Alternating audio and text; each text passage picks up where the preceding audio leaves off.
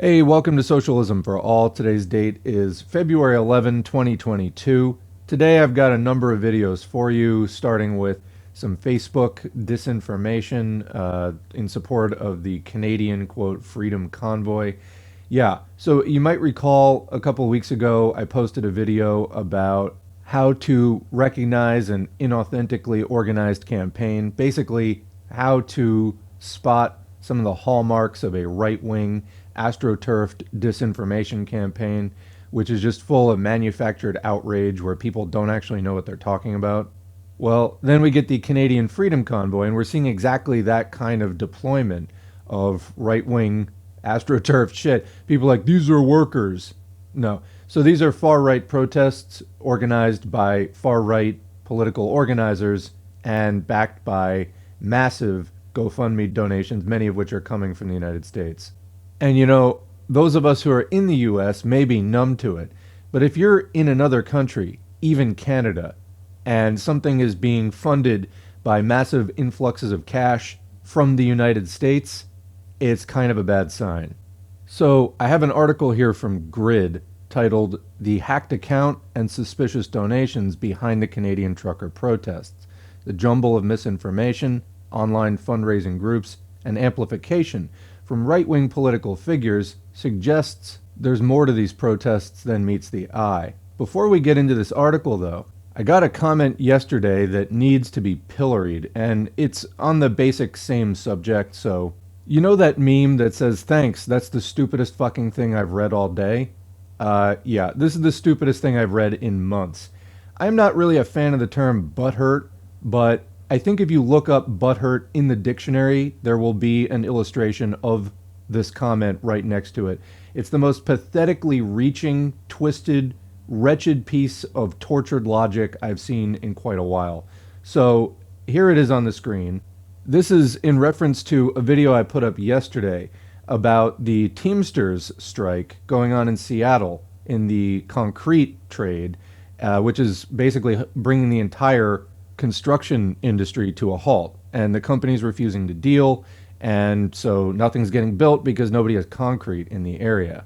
So in that video, I shared a video summary of the entire thing, which included interviews with the striking workers. The video was produced by an organization called More Perfect Union, which I follow on Twitter, as many people do, because it's honestly like one of the only places you can really easily find even some of the larger, more relatively quote-unquote mainstream labor actions. The United States labor movement has been just cut down to less than 15% of what it was, 50 years ago.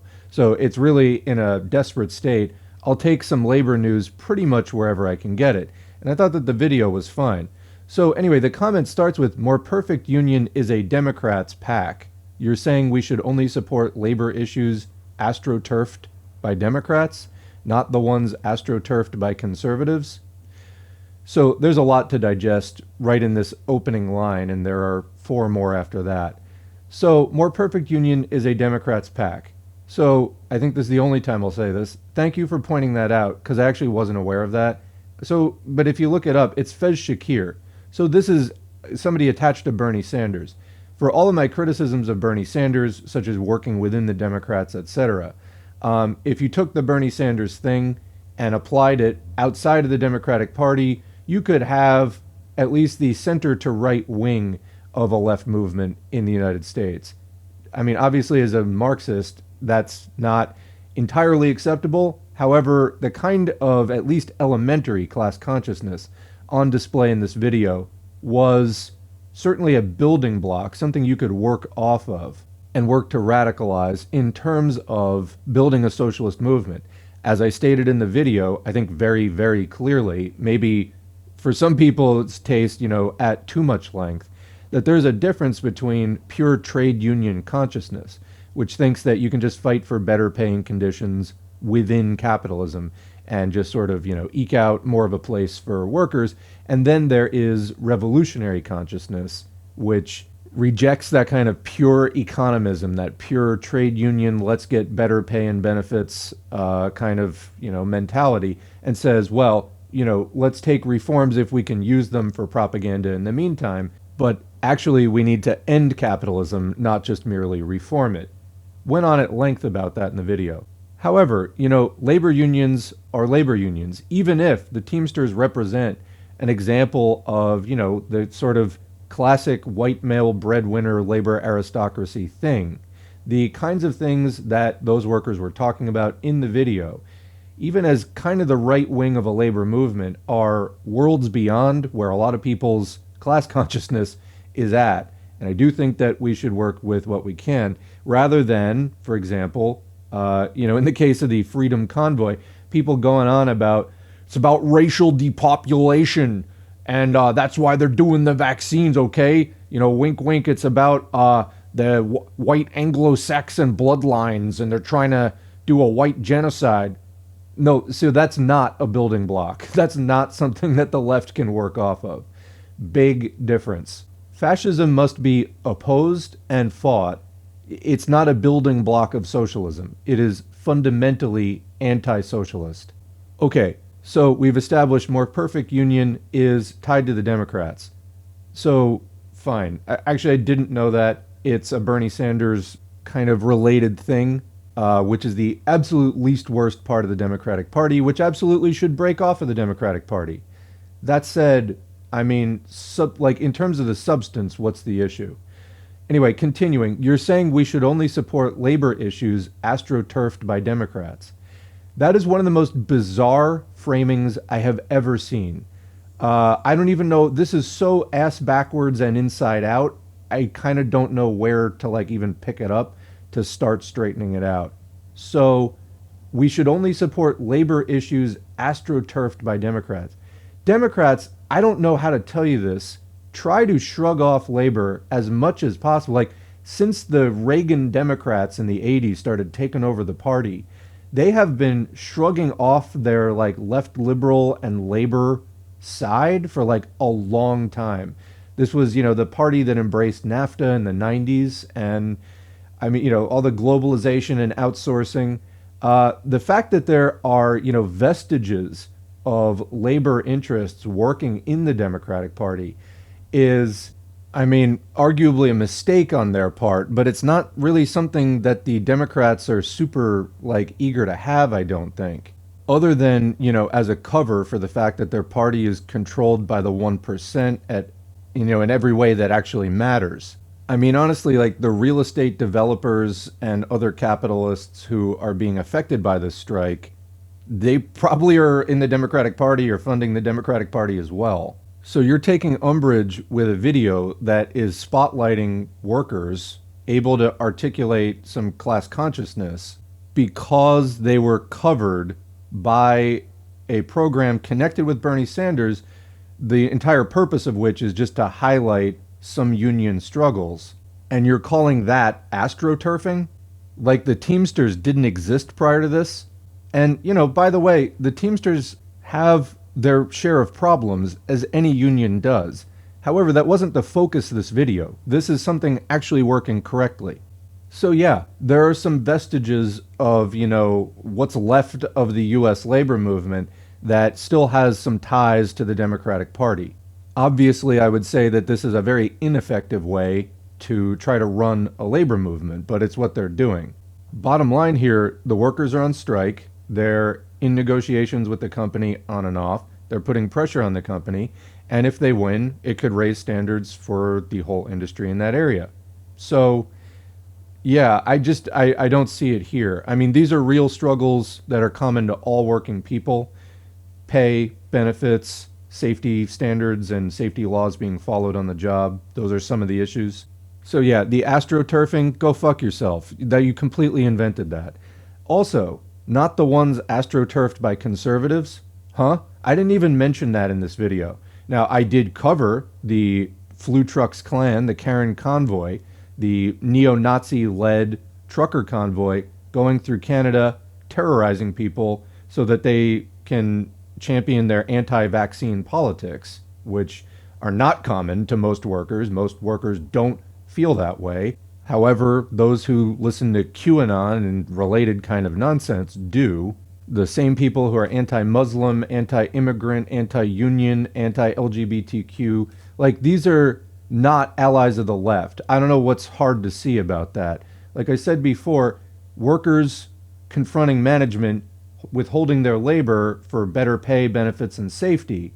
That is common to all working people. Those are shared interests, and that is a building block of class consciousness that socialists can use and do something with. The kind of Nazi shit that we're talking about with the Freedom Convoy, which again, I was not talking about in that video. No, don't support that. Like, why would you, like, what is your argument that that's a good thing? That we should, that I'm wrongly saying that we shouldn't support the kind of faux labor, petty bourgeois stuff that is astroturfed by conservatives, which it is, by the way. Unlike the other thing, that this is not astroturfed by Democrats. That's an inaccurate description. All right, so there's the first sentence. Hopefully that's a little bit closer to being in shape now. The second sentence. Also, I know some of these guys. They're Trump supporters. Cool story. No, you don't. But also, let's say that a few of them are Trump supporters. You know, from overall what these guys were saying, they do not sound like Trump supporters. They don't sound like MAGA QAnon fascist fanatics. They sound like they actually have class consciousness. So I really doubt that. I think that you're just some random fucking troll who's like, oh, I know these guys, they're Trump supporters. So you know these guys, but you're going to say that they're astroturfed rather than guys standing out in the winter, you know, by like barrel fires to strike against the company and picket. You don't want support for them. So anyway, that's just fucking nonsense, obviously. Like, you just, all credibility is gone at that point. So on to the third line. Picking, quote, sides in what amounts to a fandom debate. Okay, so if we're referring to the first sentence, like Democrats astroturf some stuff and, you know, Republicans and neo-Nazi populists astroturf other stuff. Again, false equivalency and just untrue, but continuing, is the idealist way to look at this situation. Really don't know what you're talking about, versus the materialist way, looking at the underpinning class contradictions at play here that pushes any of these workers to strike or protest. I don't know what video you watched, but that is literally what was discussed both in my commentary and in the More Perfect Union put together, produced, you know, interview clip montage with these striking workers. So how were we not doing that, actually? I think you just made this up. 4, we need to get away from responding to mainstream media narratives as if we're reviewing movies that have already been out for years. Again, this is part of some narrative. You're upset that I criticized the trucker convoy. Why not just fucking say that? Because like I said, this screeching that you're doing, it's absurd. Like, this is just tortured logic, and you're just carrying it out longer and longer. Lastly, too long didn't read. Unfortunately, I did. You were basically saying we can only support workers who have grievances they put through the official channels, HR and the union. Cringe. No, I did not say that. Indeed, labor history is full of wildcat strikes where the rank and file go against union brass and they do things anyway. I don't know that that's the case here in the Teamsters strike. I would support them if it was. What are you even talking about? Like, whereas, again, I'm assuming, because you won't come straight out and say, hey, I'm mad that you're not supporting the Karen convoy. If you were to just say that, obviously it would be a joke. So you're trying to make it like this generality, like, oh, if there's one conservative involved, you won't support it. That's not true at all. The question is, in a particular situation, we're Marxists, right? We need to analyze situations for what they are, look at the actual conditions of that situation, not just try to apply generalities. So looking at that situation, what I saw was not Confederate flags, not MAGA shit. What I did here was class consciousness and, you know, striking for a more dignified life and all the kind of things that a socialist can basically support. And I didn't hear anything that was not supportable. I mean, what do you see? You see white men in a trade that, is historically more unionized and historically more part of that, privileged labor breadwinner kind of idea, whereas, many people of color and women and, pink collar work and food service work is often considered, unworthy of unionization or unworthy of a decent living, etc. All those things exist in labor history. So it's a very easy example. Yeah, it's Teamsters who are kind of already recognized as like being, quote, deserving. That's fine. But yeah, they are deserving just like every other working person. That's not to deny that just because we didn't state it outright in a 25-minute video in a YouTube channel with 6,000 viewers that I run on a part-time basis. So just absurd. Again, next time, save everyone time. Just say, hey, I support Nazis and I don't like that you don't. Because that's really all this comes down to. And you did a lot of absurd dancing just showing your complete ass in the process of trying to gin up some argument for my hypocrisy. It's just blatantly wrong. I don't even really know what you're referring to. That when did I ever say something like we can only support workers who have grievances that they put through their official channels? I've never mentioned HR once. Actually, now that you've mentioned it, what is HR? Human resources. That doesn't mean resources for humans. It means resources of the company which are human. It's a horrible thing. I actually don't really recommend talking to HR. I don't know what you're talking about. I'm sure that there are times where it might be appropriate every now and then, but the last company that I was working with that had an HR department, it was literally headed by the daughter-in-law of the owner. So pretty transparent in terms of just putting on a sock puppet like, hey, you can tell me your complaints. It's safe. I don't know who's going to fall for that. So yeah, I've never said that, but I guess thanks for bringing it up so I can go on record with that. So then finally, we need to talk about the underlying problems. Okay, the literally next video that I put up on the channel was about the housing crisis, but go on. And get to these workers before the forces of capital, right or left, do. So time out, couple of problems. We get to the workers before capital does. Capital's been around before I was born, and presumably before you were too, unless you were several hundred years old. Capital's here, it's gotten to everyone. It's really more of a process of casting it off than getting there first, but anyway. And then this whole thing about the forces of capital, right or left. No. This is kind of just, Nazi denialism almost. Like, there is no force of capital that is left. This is what populists try to say when they're pushing the left-right alliance thing. Like, oh, look past, to a certain extent, culture war, okay. But these are wedge issues put in mostly by conservatives, right?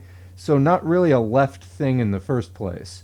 Wedge issues are how conservatives have managed to keep a foothold at all. And of course, they're serviced by the Democrats who, in the case of the United States at least, but whatever the center-right faction is, because they could stamp out the Republicans at any time if they were to form an alliance with the actual left and adopt popular reforms. They don't want to do that, though, preferring to keep the country on the brink of fascism, because if they were to stamp out the Republicans, in the case of the United States, which they absolutely could do, they could shatter them, drive them into just being a regional party, drive them out of national politics whatsoever, then the Democrats would have to actually have a battle with the left. And they don't want that because, as quickly as the Republicans would go down, then when the contest moved between the left and the Democrats, that would also probably be settled fairly quickly. Rough historical parallel, obviously not one-to-one, but in the case of the Russian Revolution, you had the battle with the Tsar, the forces of far-right reaction. And after the Tsar was overthrown in about 12 years between 1905 and 1917, okay, you got February 1917, your provisional capitalist-led government. And then literally later that year, the socialists fought and won against the capitalists. Of course, World War I was going on and all that stuff. But point being, keeping the far right alive is actually really helpful to the center right because then they don't have to face the left. Anyway, all this said, the idea that there are forces of capital which are left, blatantly wrong. The left is the working class and the right is capital. Okay? Let's just really keep this pretty simple because that's the way it is. You know who refers to the Democrats as left or any forces of capital as left? CNN. I mean, corporate mouthpieces do that because they want to limit the discussion to that sort of right-left divide. So yeah, as far as talking about the underlying problems and get to these workers before the forces of capital, right or left, do, tangled beyond belief. That's just not how right and left works. So you're going to come on the channel and be like, hey, we don't, left and right, it's a meaningless distinction. Just this analysis is way off. Way off. So I've done about as much as I feel like doing with that comment, so let's move on. Back to the Grid article, the hacked account and suspicious donations behind the Canadian trucker protests. This is by Anya van Wagdendonk, misinformation reporter, Benjamin Powers, technology reporter, and Steve Riley, investigative reporter. Well-rounded team. February 8, 2022. The article says, hundreds of people have been camped out in the icy streets of Ottawa, Canada's capital city, for more than a week, occupying the area around the nation's government buildings. It's a protest ostensibly stemming from some Canadian cross-border truckers' objections to a Canadian requirement that those who cross the border be vaccinated against COVID-19.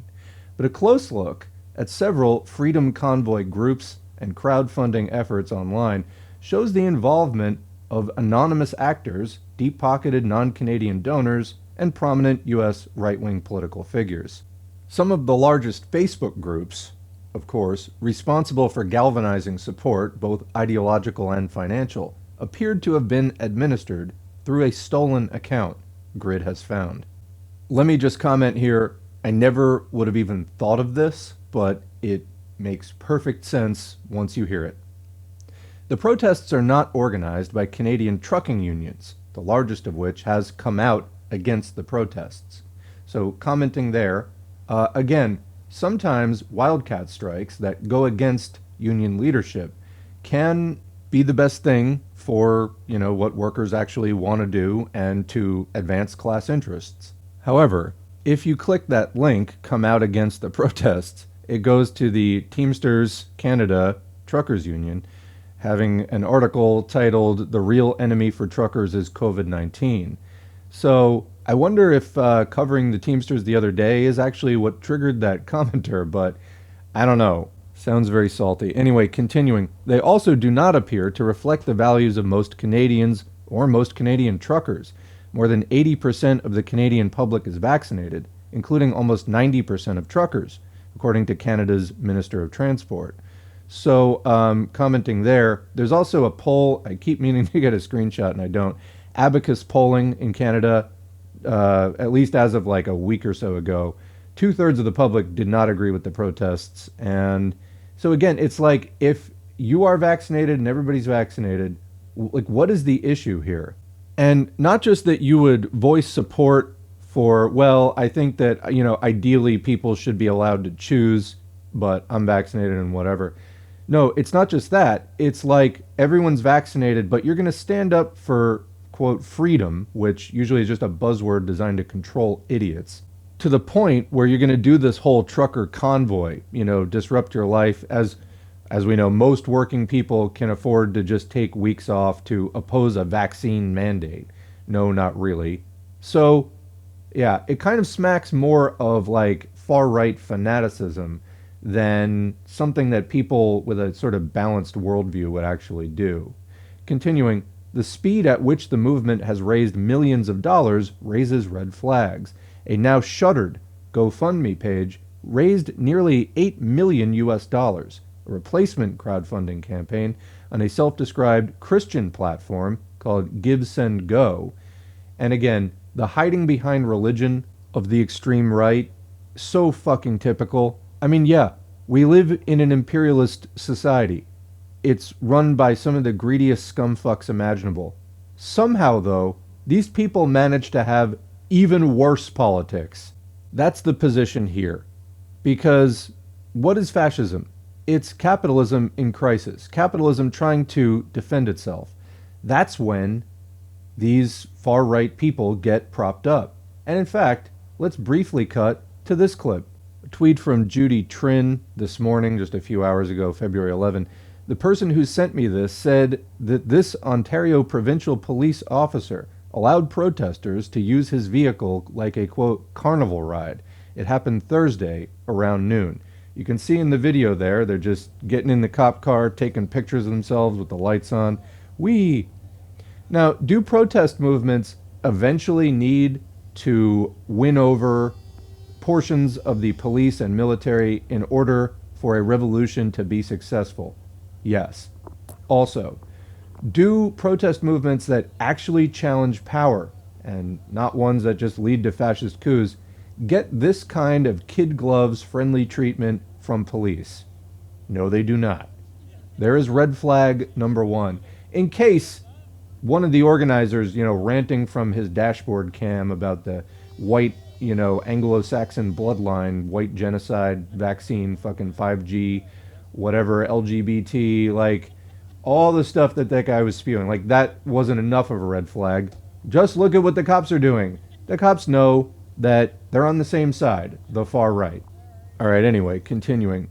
A replacement crowdfunding campaign on a self-described Christian platform, probably self-described because no one else would call them that, called Give, Send, Go, had raised more than $6 million by Tuesday morning, after just 3 days, with many donations of 4 and 5 figures. Very working class, very proletarian, awesome.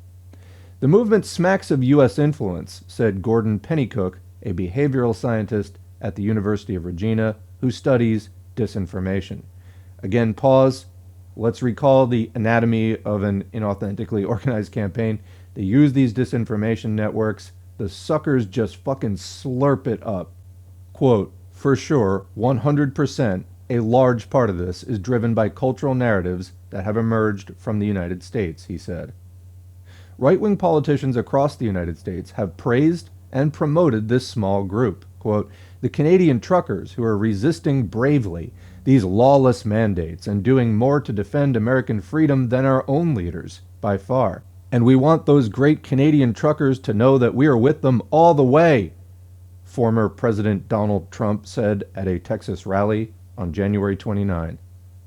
That doesn't mean that many of the protesters on the ground aren't true believers, whether about vaccine mandates, broader right-wing causes, or even more extreme ideologies, including white nationalism. Just say fucking neo-Nazis, because that's what they are. Quote, they're driven by a very deep connection to a cause that they feel to be just, Pennycook said. Quote, they're acting in accordance with their attitudes and values, and it just so happens to be the case that a lot of the beliefs that they hold probably aren't rooted in good evidence. Comment, not that they fucking care when you point this out.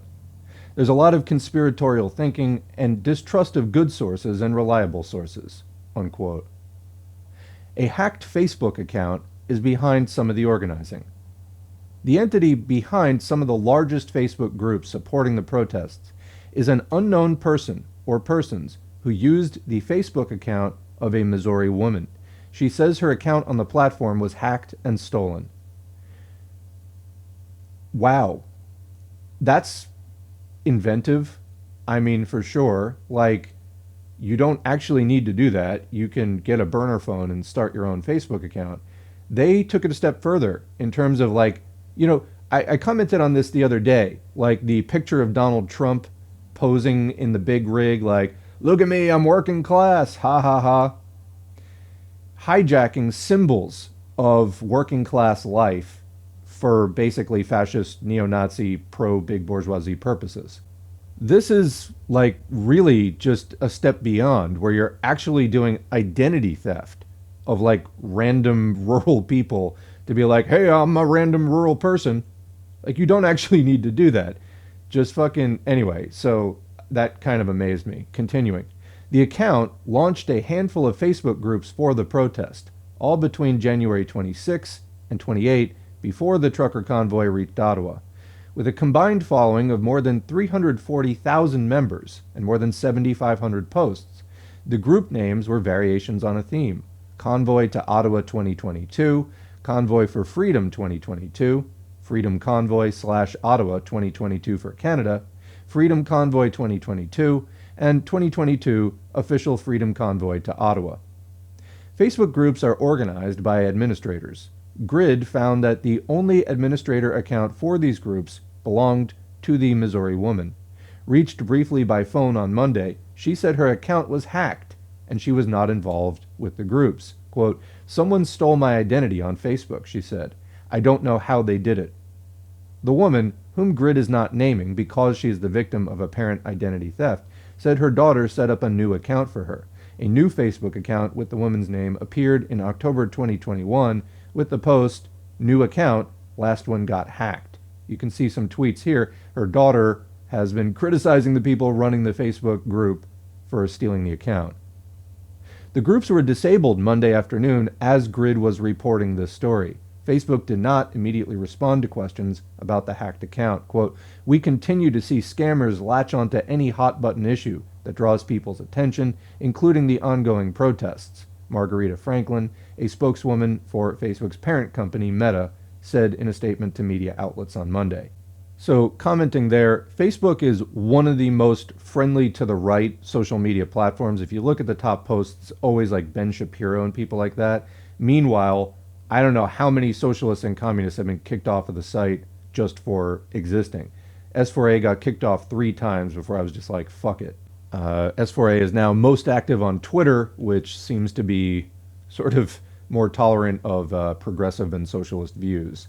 Not that the experience is a great one, not to get too sidetracked. I mean, I honestly find like Twitter somewhat deranging in terms of my attention span. You get on that thing and like an hour later, you're just in a sort of whirlwind of information. But anyway, it is what it is. You at least don't get kicked off just for being a socialist, at least right now. So anyway, continuing. Even as Facebook groups have been taken down, the conversation is alive on Telegram, a United Arab Emirates-based social media platform that claims 500 million users worldwide. Channels cheering on the protests display thousands of subscribed followers, although it is possible to artificially inflate Telegram subscriber numbers. Inside these channels, users share photos and videos and trade misinformation about COVID-19 and about the strength of their movement, such as the debunked claim that Canadian armed forces have pledged, quote, "allegiance to the people." The United States exports misinformation. Prime Minister Justin Trudeau condemned misinformation driving the protests and the movement writ large.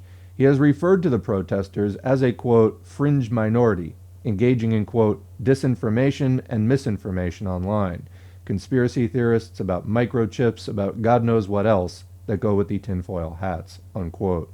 So quick comment there before we get the, "you're supporting Trudeau." Okay, stop. So let me state this again. Trudeau, other neoliberals that do the, sort of fake appeals to social justice up front, but actually head a system which runs genocides and natural resource destruction and wars and everything else. They're greedy, rapacious, horrible people, and we need to completely dismantle their system, okay? Also, there are people even more reactionary than that who defend essentially the same system at the end of the day, but actually an even more reactionary wing of the people who control that system. I don't know why this is that hard to understand, but again, I'll spell it out for you as many times as is needed. Just because Trudeau's wing of the Canadian ruling class is accurately pointing out that fascists believe nonsense that their fascist overlords put out for them to believe, does not mean whatever you think it means in terms of your fascist crap is somehow really going against the status quo. It's actually just a more extreme version of the same thing. And, there are factions of the ruling class that don't like it, don't see the need for it, maybe even genuinely don't believe in some of the harsher versions of their system. At the end of the day, both you and they want a system That is not good for working people. However, Trudeau's statement is also accurate that fascists believe a bunch of fucking bullshit. He is guilty, I mean, not just him personally, but everybody in his faction is guilty of promoting watered down and friendlier faced versions of some of the same stuff. So, no, I don't support Trudeau and the capitalism that he stands for. Also, you're even worse. Rather than representing a move away from the system and opposition to the system, which socialism does, you're actually supporting an intensification of it, all while being duped into thinking that you're some kind of resistance warrior. That's fucking stupid. Snap out of it. All right, back to the article. Over the weekend, the scene grew rowdy, with reports describing protesters defecating on lawns, desecrating monuments, and urinating on war memorials. A reported 8,000 people and 1,000 vehicles, including many 18-wheeler trucks, descended along Parliament Hill in Canada's capital city. Some waved flags with swastikas and the Confederate battle flag. Notably, about 1/5 of Canadian truckers are of South Asian descent, and many have decried the anti-vaccine movement in the trucker ranks. Comment there. Actually, there are other reports as well as far as violence against Native people, and we covered some of that in a previous video. There are also reports of all kinds of things going on, including arson at a building at Metcalfe and Lisgar. It's kind of to the point where now some residents are doing community safety walks. Basically, this is people getting together in groups, dressing warmly, bringing water, and basically just having people kind of walking around their neighborhood, making sure things don't get crazy, because the atmosphere is tense. There are some people reporting like up to 105 dB, really loud sounds of all the truck horns blaring. Not a good feeling, particularly later at night, like after 10 p.m. Anyway, continuing. Ottawa's mayor declared a state of emergency on Sunday. Other protests have cropped up from Toronto to Vancouver, and trucks have blocked a border crossing site in Coutts, Alberta, a major port of entry at the border with Montana that connects with a trade route leading down to Mexico. On Monday night, protesters also blocked the Ambassador Bridge between Windsor, Ontario, and Detroit. The emergence of a strong right-wing element to the protests demonstrates the soup of fringe media that many anti-vaccine protesters swim in, said Penny Cook, the behavioral scientist. Quote, "For someone to be so fervently against vaccines and opposed to the COVID restrictions, those people are often in a kind of right-wing media bubble, one where they don't really engage with traditional sources of information," he said.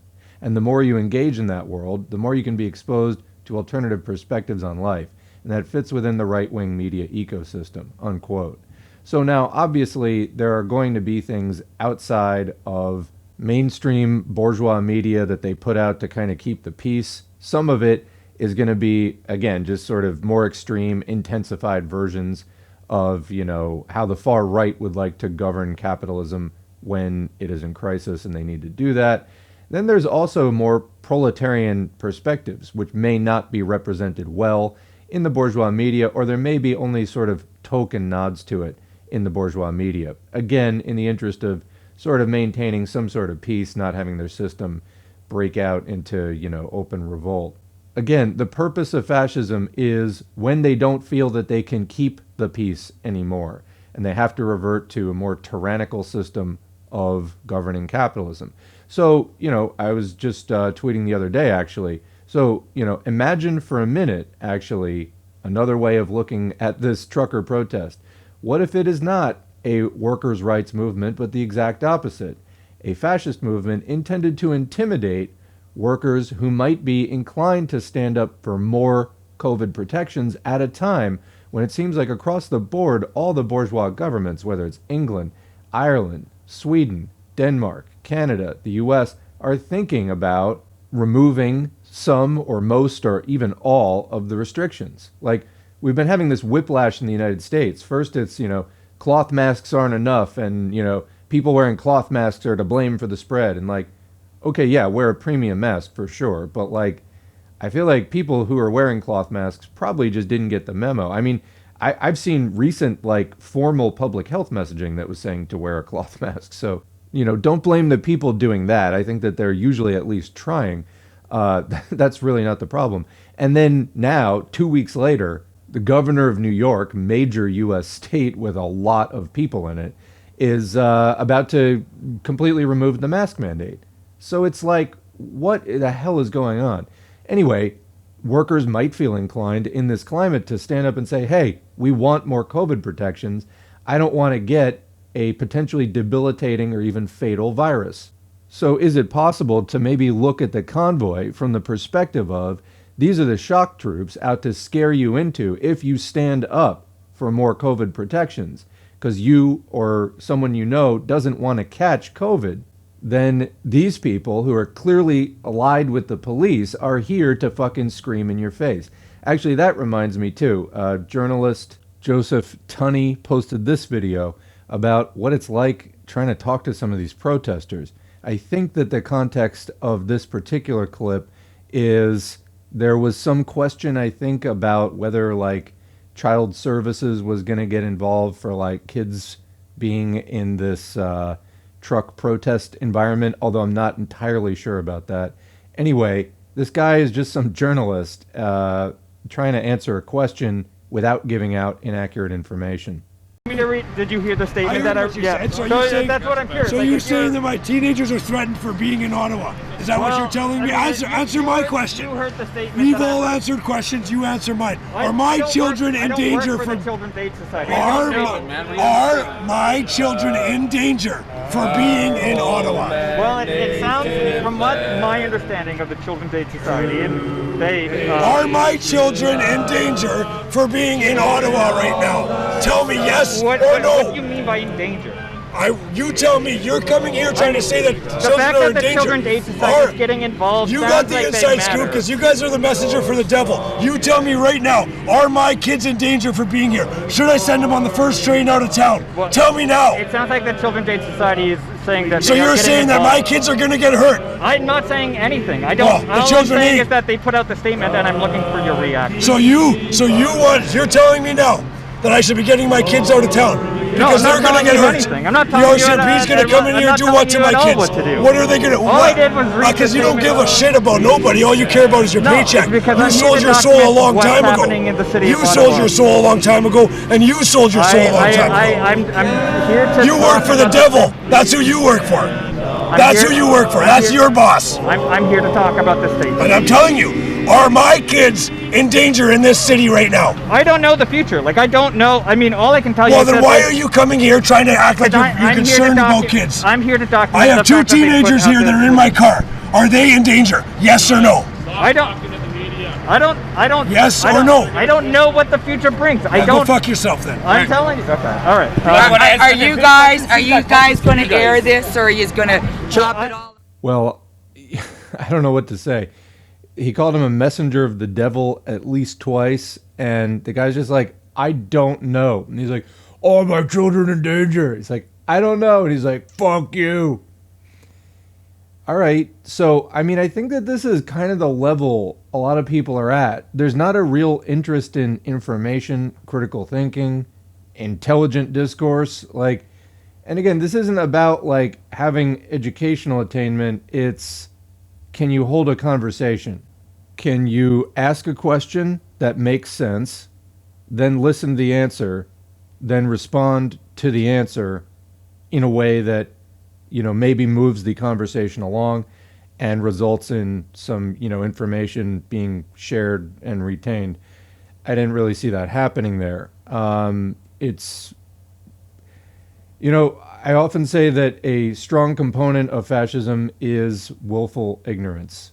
And I don't know what else really to call that. So, continuing, the Ottawa Chief of Police, Peter Slowly, has described the protesters as, quote, highly organized, well-funded, extremely committed to resisting all attempts to end the demonstrations safely, unquote. Which kind of raises the question, I mean, obviously that's a cop, take it for what it's worth, but what is exactly the end game here? I'm not sure it's totally clear to anyone. Continuing, a number of right-wing public figures in the United States have been amplifying the protest, and donations appear to be pouring in from across Canada's southern border. Quote, "It's time for the American people to declare independence from every last COVID mandate," Trump said at the Texas rally. Quote, "We have to tell this band of hypocrites, tyrants and racists."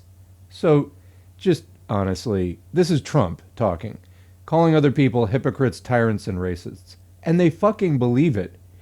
How do you reason with somebody like this? It's, you know, at some point you just have to say, okay, this person is committed to fascism.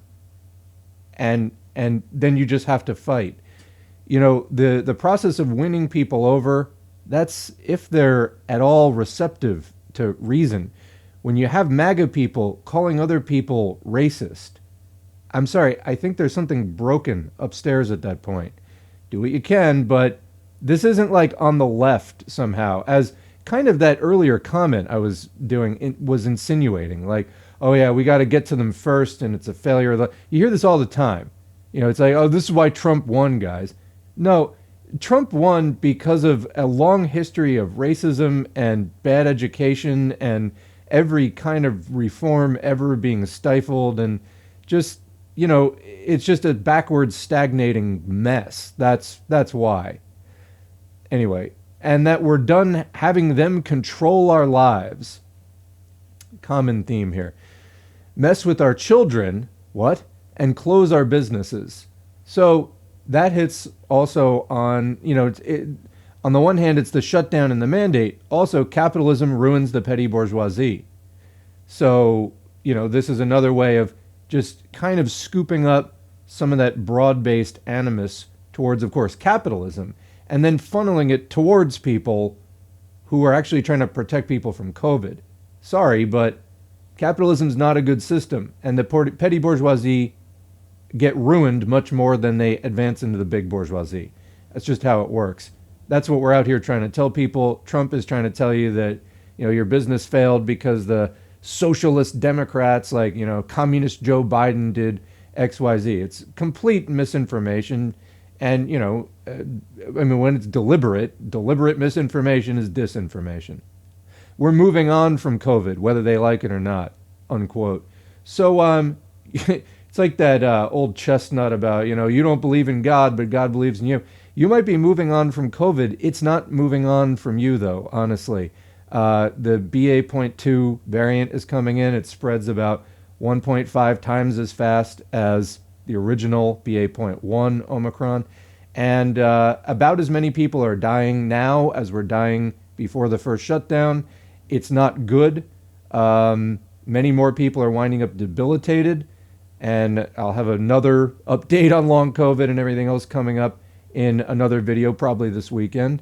But this is what's being fed to the fascist MAGA petty bourgeoisie, who, again, you know, why are we calling them petty bourgeoisie? Well, proletarians don't have businesses to be closed, for one. All right, continuing, we're done with the Trump quote. In addition to Trump, Republicans, including Florida Governor Ron DeSantis, Representative Marjorie Taylor Greene of Georgia, and Senate hopeful J.D. Vance of Ohio have encouraged the protests. Meanwhile, far-right influencers like Ben Shapiro, Glenn Beck, why does that guy still have a platform, Mike Huckabee, have pushed their audiences to donate to crowdfunding platforms. This movement has raised an astonishing amount of money.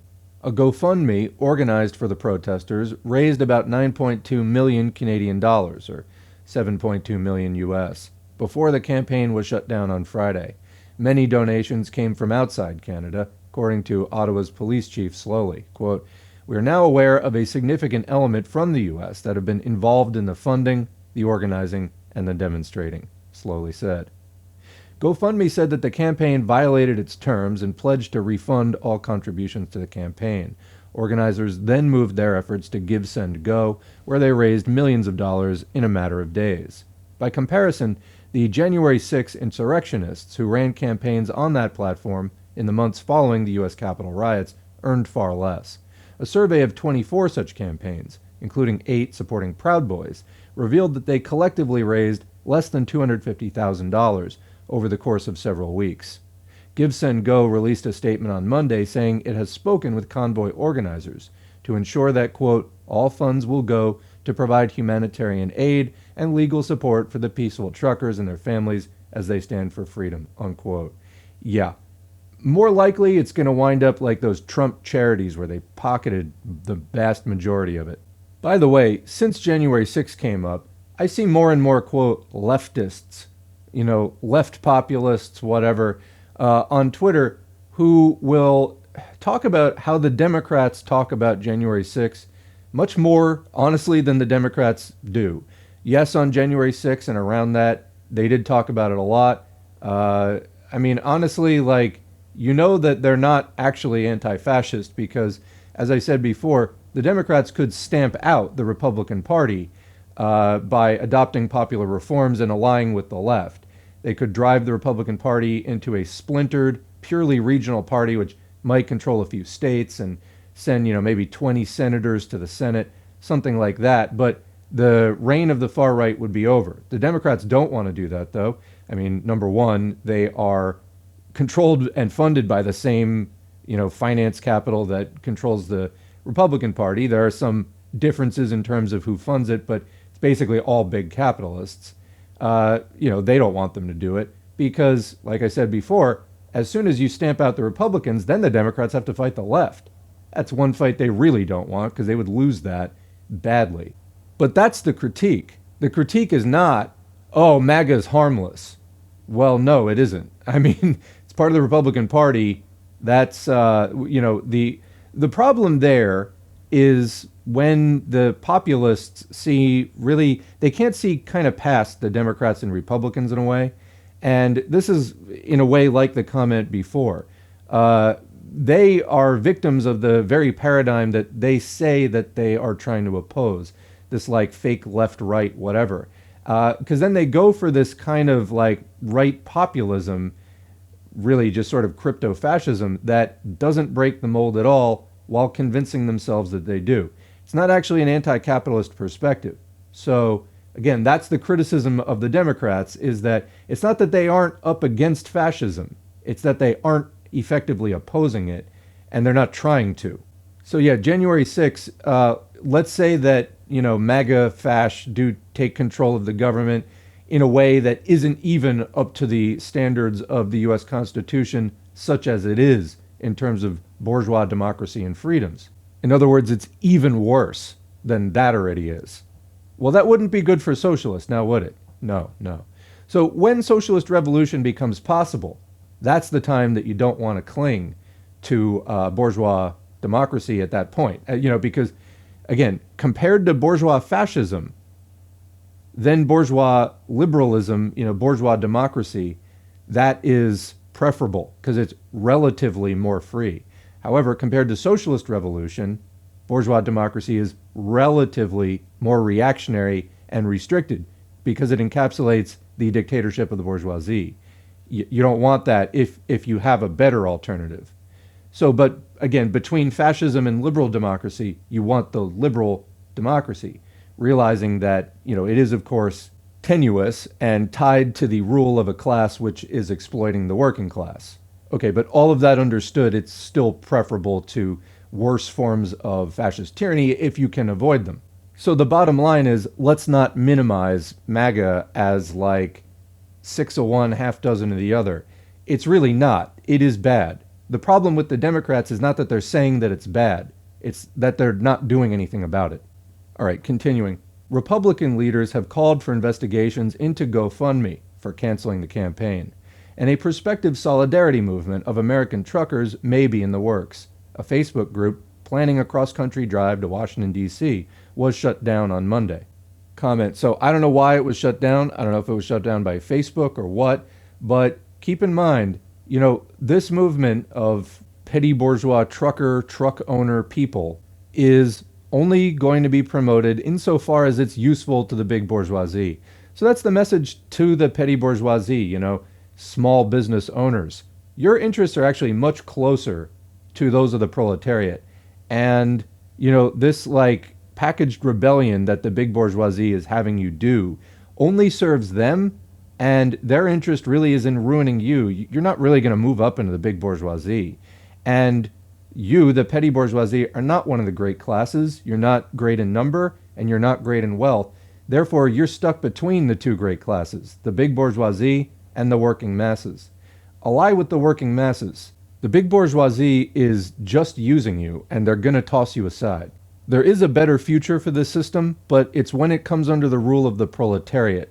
It's not going to go under the rule of the petty bourgeoisie. The big bourgeoisie want you to believe that so that you go on a fascist wrecking campaign to basically hollow out society and prepare for worse bourgeois tyranny. That's really not in your interest. So again, ally with socialists who want to center the proletariat and fight for socialism, the overthrow of the big bourgeoisie. That's in all of our interests. Yes, you may need to end up working for a living and may not be like a, 5 millionaire like rancher or whatever, but it's not going to actually work out better for you as capitalism goes along either. And of course, hundreds of millions of innocent working people are going to get hurt in the process as you struggle to make this realization as well. So let's just get on the right side now. But yeah, as far as, why it got shut down, who knows? Maybe it's just not useful yet to the U.S. bourgeoisie. Again, I actually saw things to that the effect of like, we're fighting the mandates. What mandates are you even talking about? They're removing mask mandates in New York State at this point. No convoy necessary. So again, for all the people who are like, oh, isn't it funny how what you're arguing for is actually on the side of big farm? It's like, yeah, the mandates are coming down.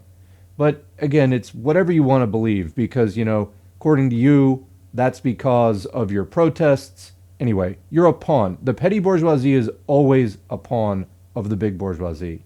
You just don't want to see it, but see it, please, for the love of God, for us all. Conservative infighting isn't just happening in the U.S. Like the Republican Party in the United States, Canada's Conservative Party is undergoing an internal struggle between populist and traditionalist factions, said Dominic A. Stecula, an assistant professor of political science at Colorado State University, who studies the media environment and its effect on society. On February 2, the Conservative Party's leader was ousted, replaced by an interim leader who has been photographed wearing a Make America Great Again hat. Meanwhile, 2 Conservative Party members publicly broke with the party in response to the Ottawa protests. So comment there. We talked about this in the first video about the Karen convoy. Basically, one of the hallmarks of, the conservative movement going fascist, going far right, is when they start accusing the Conservative Party of being, as in that case, quote, corrupted like syphilis by political Islam. So when you start saying that even the conservatives are not conservative enough and, they're actually communists in disguise or Muslims in disguise or whatever crazy nonsense you believe, whoever it is you're hating at the moment, that's when you're going into really deranged fascist territory. That is what the Canadian Conservative Party seems to be doing. There is a fight for who is controlling conservative politics. Are these socialist worker politics? No, they aren't. Social media and the boosting of this protest by American politicians represents a spillover of American culture wars and information disorder, polluting other countries' politics in the process, Stecula added. Quote, I'm originally from Poland, and I noticed that while there's no immediate events like the convoy in Canada, over in Poland, I have been noticing for a while now that there is this exporting of American culture wars into other contexts, Stecula said. I think that this is a prime example of that. So, comment here, the culture wars. What is this? It's a distraction from class war. Fascism is all about trying to co-opt potentially revolutionary radical energy, steering it into support for the status quo. For example, taking class struggle and turning it into racial struggle. It's exactly what's going on here. This is what conservative movements do. They deny the fundamental nature of class struggle, driving society, driving history, being the moving force of history, and they try to displace this onto all kinds of other things. Don't buy that. In some ways, the situation in Ottawa has evolved into a proxy battle for the American right, said Jacob Rems, a labor, working class, migration, and disaster historian of the U.S. and Canada at New York University. Can I just say that's a great title? And what do you do, Jacob? Well, I'm a labor, working class, migration, and disaster historian. Okay. American donors are not interested in the nuances of the Canadian situation, such as what the Canadian citizenry wants, or the evolution and perhaps disintegration of the Canadian Conservative Party. Quote, but for the Americans, it's totally irrelevant. They don't care about who the leader of the Conservative Party of Canada is, he says. They just like the idea of a bunch of white truckers being in a national capital and fucking shit up. So that's the end of the article. And yeah, it's kind of like the Trump movement, exactly.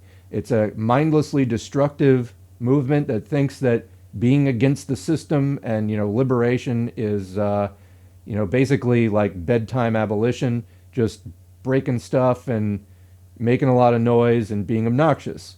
There's nothing about advancing class interests. There's nothing about understanding class interests there. It's put into kind of religious terms, like you saw that one demonstrator doing. A lot of these people believe kind of biblical conspiracy theories and all kinds of stuff. The microchip, it's the mark of the beast. The microchip that isn't in the vaccines, but they believe it is the mark of the beast and this and that. And I read it on some website, the Rockefeller Agenda 666.blogspot.com. There's nothing lucid there. The Rockefellers overall aren't your friends. They're part of the ruling class of capitalism. But you don't even oppose capitalism, do you? You don't know what you're doing because you don't know anything. It's ignorance in motion, and it's being used by the big bourgeoisie to advance their aims. Now, no discussion of populism would be complete without some reference to quote-unquote patriotic, quote-unquote communists, the Patsocs as they're often called. Patriotic socialism in an imperialist country, this is really different from an overexploited country. It's just not the same. You can't just rally under a bourgeois flag that represents death and exploitation to many countries around the world. So a different approach is needed. Anyway, these people are kind of a plague on social media. I personally think they just represent one more face of the far-right convergence that's going on, which is so extensive that they even pretend to be socialists, communists, Marxists. Anyway, here's an account that randomly crossed my desk this morning. It's a small account, like 200 followers, so it's probably just some random troll rather than an actual organization called Party for Communism and Patriotism. Please just fucking stop. Anyway, I was reading their feed, and about a week and a half ago, they posted this in support of the trucker convoy. Vaccines are proven science and help save lives, but to threaten to take away someone's livelihood because they don't want a vaccine is authoritarian. What a joke. And goes against the foundation of any, quote, free country. So there's a lot that could be said about this. I asked, do you also oppose vaccine mandates for school children? I mean, the whole works. Tdap, polio, hepatitis, varicella, MMR. If not, how do you square that with the OP? Like, in other words, we're already subject to many vaccine mandates. Why are you singling this one out? And again, most of the arguments that I've heard for singling it out have to do more with like believing it's, the Rockefeller brain chip and, some form of like genocide against whites and whatever else, like crazy far right stuff. I've not really heard good reasons for this. Let alone that, for example, in the healthcare industry, these things actually are routine. But anyway, just another example of, quote-unquote patriotic socialists, actually right-wingers in disguise, aligning with far-right interests. Now, actually, along these lines, a name that may come to mind for some people is Caleb Maupin, who issued this tweet on the 4th of February, which appears to have somewhat of a better stance, which then gets completely obliterated in the qualification. So Caleb tweeted, yes, leaders of trucker convoy are anti-communists. So are the leaders of DSA, the labor unions, and Black Lives Matter. Occupy Wall Street was also run by anti-communists. Okay, so if you took just the first statement alone, yes, the leaders of the trucker convoy are anti-communists. Okay, fine. That's true. But then he qualifies it as saying, but really all of society is anti-communist. Okay. So, my criticism here, and he concluded by saying, our job is to win people to socialism and anti-imperialism, not to help one faction of the ruling class against the other. So also true. So the first part and the second part are true. It's this middle layer of the Oreo here. So If the tweet had just been, yes, leaders of trucker convoy are anti-communists, our job is to win people to socialism and anti-imperialism, not to help one faction of the ruling class against the other.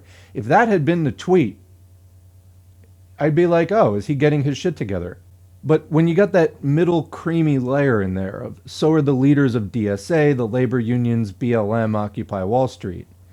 Okay, so now actually what you're doing is you're polluting the entire tweet again by equating the trucker convoy movement led by far-right, even neo-Nazi elements with the left but reformist and specifically, not Marxist-Leninist DSA, labor unions, Black Lives Matter, Occupy Wall Street.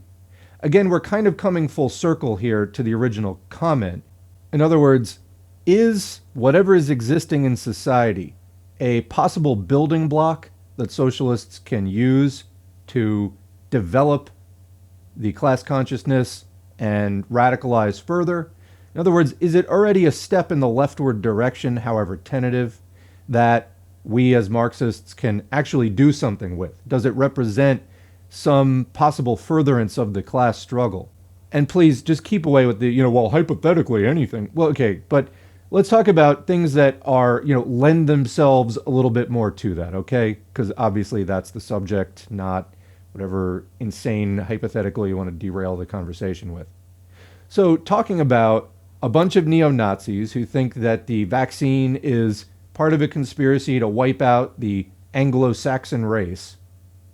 Is that the same as the reformist rather than revolutionary tendencies of DSA, labor unions, Black Lives Matter civil rights movement, Occupy Wall Street? Well, what's the issue with DSA? They still hug the Democrats too much, although some of them don't, and there are actually some real Marxists in DSA.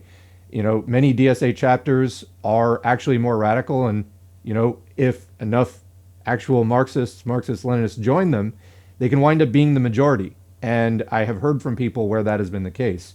Other branches are under tighter control, and that is what it is. Should their, quote, anti-communism be mentioned in the same sentence as the 5G believing, anti-Muslim, anti-immigrant, anti-union, etc., QAnon believing far-right people in the trucker convoy? Yeah, I would say no. Okay, how about U.S. labor unions? Are there issues here? Yeah, for sure. I mean, again, a reformist approach, which may be pro-capitalist, doesn't want to end capitalism, and, might not be internationalist enough. It might seek to elevate the U.S. working class, or, social chauvinism, basically. Seek to elevate the U.S. working class above the rest of the international proletariat, etc. Can you also get more militant, radical, more class-conscious factions within labor unions? Absolutely. Are those labor unions going to be useful sometimes when everything gets coordinated, and especially if they started working with more of a socialist political party, to not just strike for better benefits and pay, but to actually strike against, weapons manufacturers, to shut down supply chains for companies that are exploiting natural resources, etc. Yeah, absolutely.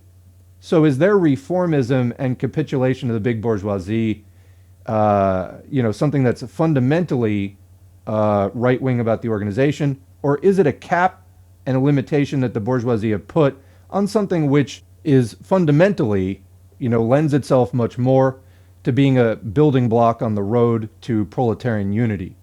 Yeah, I would say the latter. In fact, they specifically cripple them and give them that bad leadership for that way.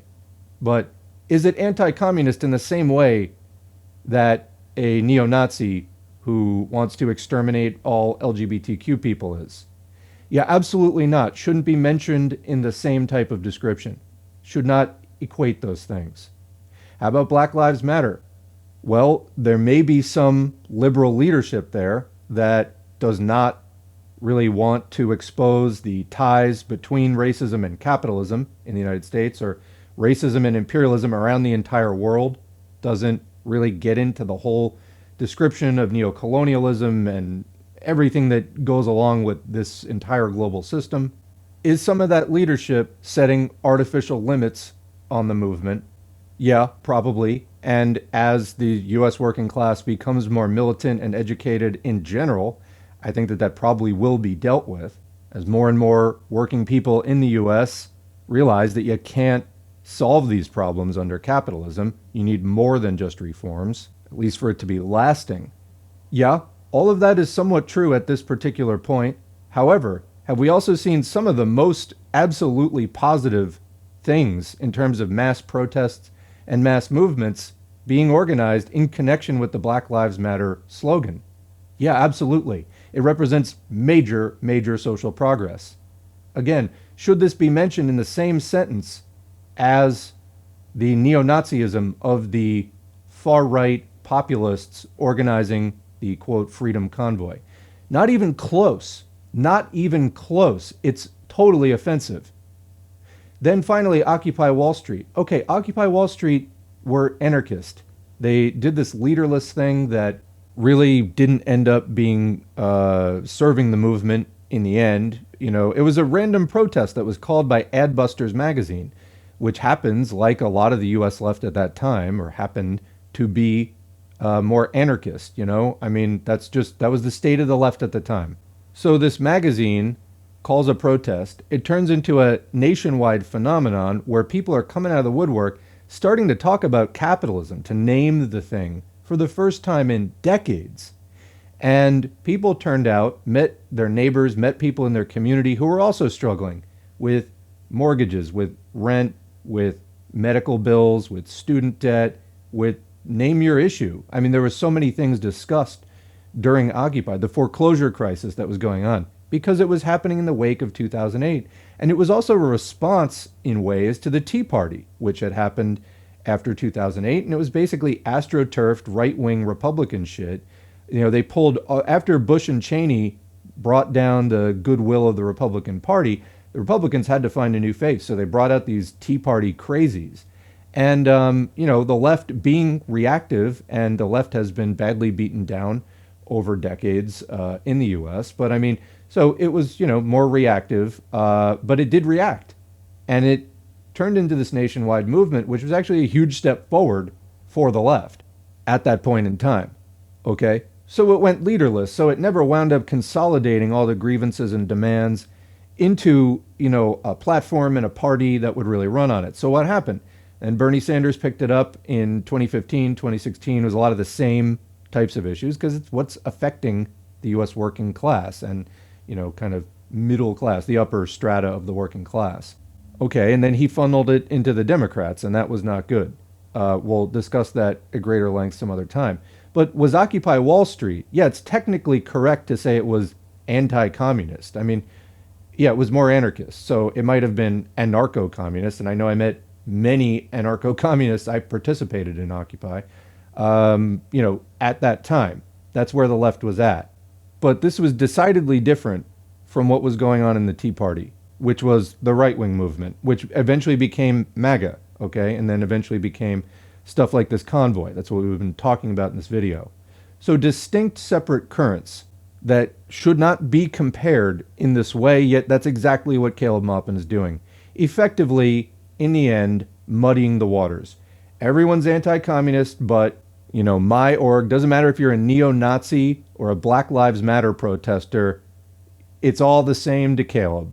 That is such utter bullshit. I have nothing but contempt for that. It teaches people who believe it a cult-like worldview where no outsider is to be trusted because they're just all against you. They're all anti-communist in exactly the same way. It's one of the least Marxist, least scientific, least flexible ways of analyzing a situation you could possibly imagine. It's totally insufficient for understanding modern capitalism, which is, we're in a rapidly evolving crisis. And this is the same guy who will stand there and go, you know, oh yeah, what have I said that's right wing? I don't know. I mean, aside from the whole, like, I think I'm a Duganist, and that, you know, that's what all the followers have in their fucking, like, bios. Yeah, I mean, aside from that, you know, how about this tweet, for example, where you're, like, equating the truck convoy to DSA, BLM, Occupy Wall Street, and the entire labor movement? Yeah, how about fuck you? Whatever the reformist deficits of some, especially the history of those movements, because the left movement is growing rapidly, like in the last 5 years. More and more as time goes on, I would say it's exponential, like it's increasing year on year. As more people get involved, engage in struggle, learn theory, that's only going to get better and better. Are we going to have to fight against bourgeois reformism? Yes. That's every socialist struggle ever has had to do that. You have to fight right-wing deviations and left-wing deviations, obviously. But again, for the last time, trying to take a movement which is left, but is still kind of just finding its footing and kind of relearning some of these basic lessons for the first time in a couple of generations, and comparing that to a basically right-wing movement, taking its cues from Donald Trump and QAnon. Yeah, I'm sorry, it's garbage. Throw that away. This is not somebody trying to help you actually see the situation clearly. Now, as a closing note, let's turn to a communist perspective from inside Canada. First of all, I did share in the posts on the YouTube channel and also on the Twitter feed a video from Jason Unruh at Maoist Rebel News, which I thought was actually very good. It's like a 13-minute rant. He lives in Canada against the trucker protest and against exactly this kind of, American sort of, dealing in disinformation and all that kind of stuff. If you're into that kind of thing, check it out. It is firmly anti-convoy. Also, I don't know a ton about the Communist Party of Canada. However, I feel that they got this issue correct, so I'm going to read their statement. This is from February 4, 2022. The title is Freedom Convoy, a dangerous movement for the working class, but useful for the ruling class. The Communist Party of Canada views the Freedom Convoy as the public expression of the increasingly organized and assertive far right. The clear links between the organizers of the convoy and far-right networks indicate that this is not a spontaneous working class demonstration. On the contrary, it is part of a global phenomenon, the rise and mainstreaming of the far right, which is demonstrated by the strong support, ideologically and financially, from the U.S. far right and circles close to Donald Trump and the January 6 insurrection. The convoy is filled with Nazi and Confederate flags, election signs for Bernier, and all sorts of far-right symbols. Comment, who is Bernier? So this is Maxime Bernier. He used to be a Conservative Party politician in Canada, then broke away to, I believe, co-found the PPC, the People's Party of Canada. So that's these populists involved in this thing. What I was just saying about when the Conservatives aren't far-right enough, you form a fascist party. Well, you got PPC. He is currently being interviewed by people like Jordan Peterson as like, is this the only true conservative in Canada? Not good stuff. What's his background? What kind of class interests does he represent? Well, he was in law and finance and free market think tanks. What does it sound like? Crypto-fash, libertarian, right-wing populist stuff. It's totally predictable.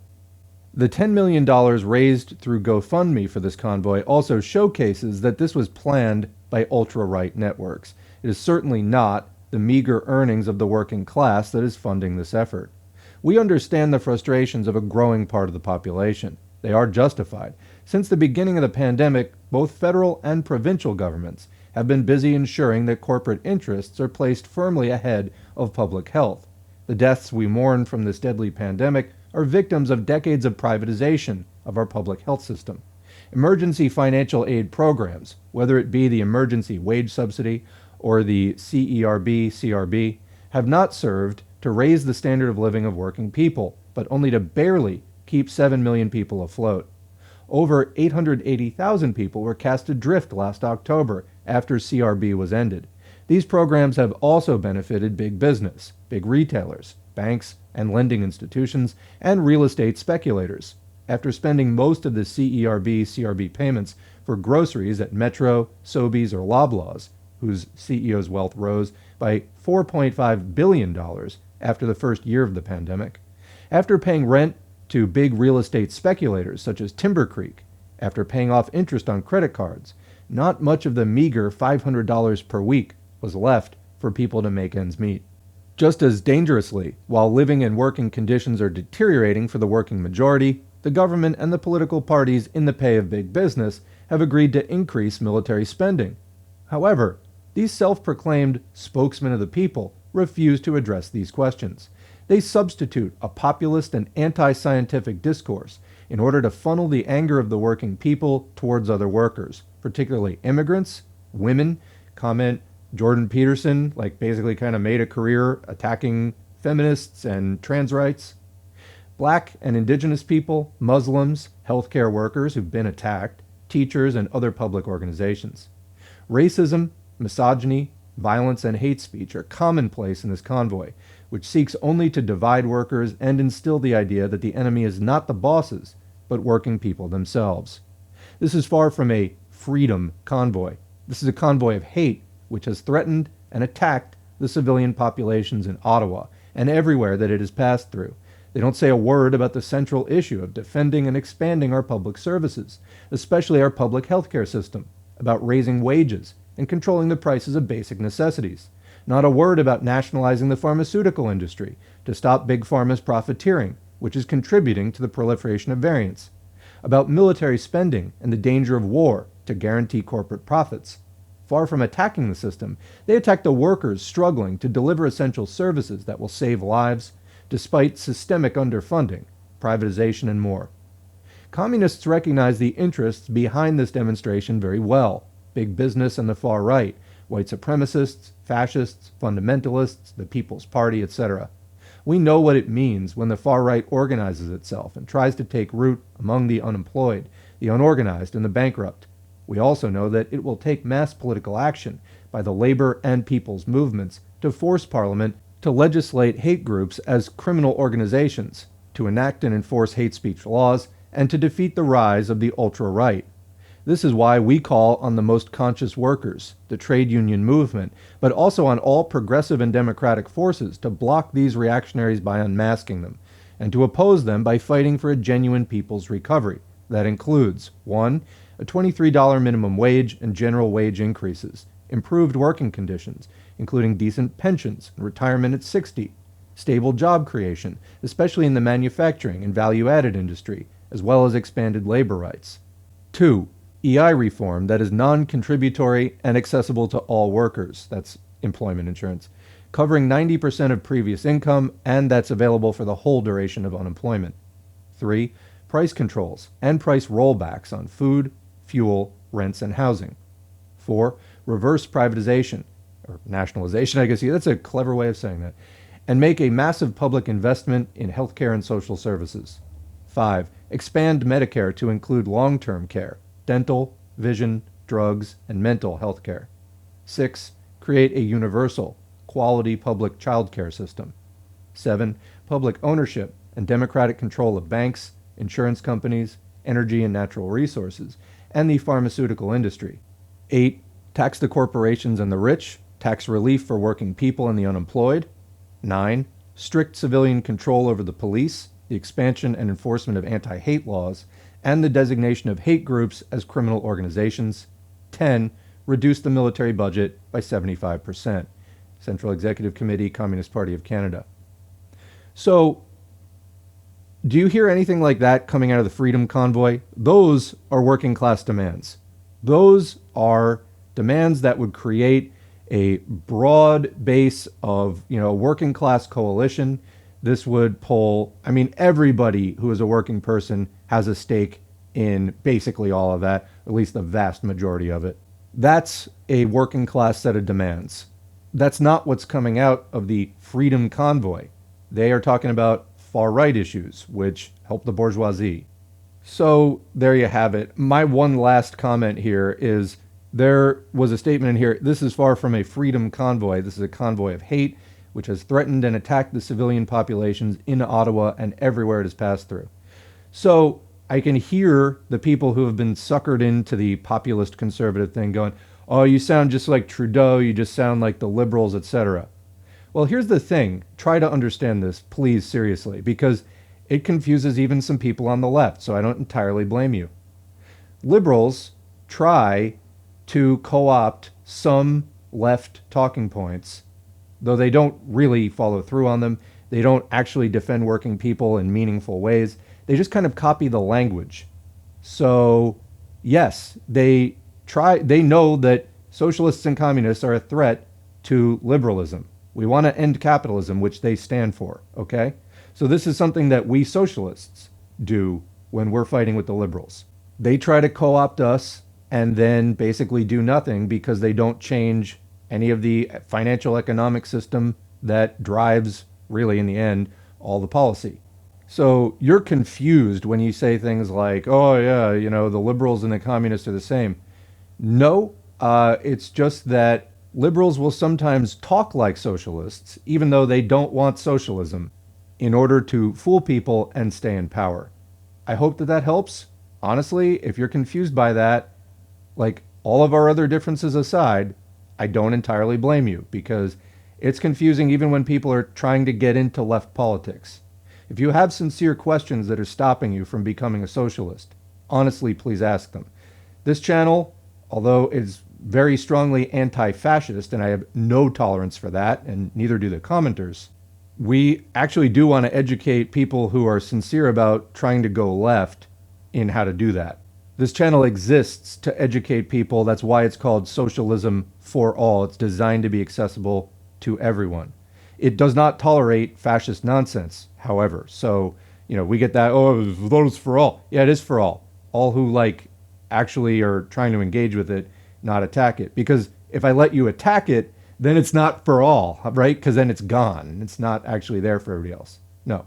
But if you are working class and actually interested in going left because you're questioning some of this fascist crap, this pseudo-populist garbage, then yeah, get educated. That's fine. But you have to leave the fascism at the door. And it's not up to you to decide what parts of that you get to keep. You don't get to keep it. We're not going to let that shit linger and destroy us. So if you're trying sincerely to understand left stuff and somebody has a problem with something that you're doing or saying, you have to respect that. You can't just sit there and whine about how, oh, the left's so mean, they're No. You got to understand this is actually about survival for us. We're working people trying to make a movement of working people, and when you can't hide behind the cops, that's really hard to do. It's hard to do when you don't have that protection from the system. It's hard to do when you're being exploited at work, when you're being mistreated out and about in society. So yeah, not a lot of patience for that. Like I said though, resources exist. Listen to the audiobooks, study. There are other resources like the Socialism 101 forum on Reddit. There's the Communism 101 forum on Reddit, where you can actually ask sincere questions and get answers if you actually want to learn. So it's out there.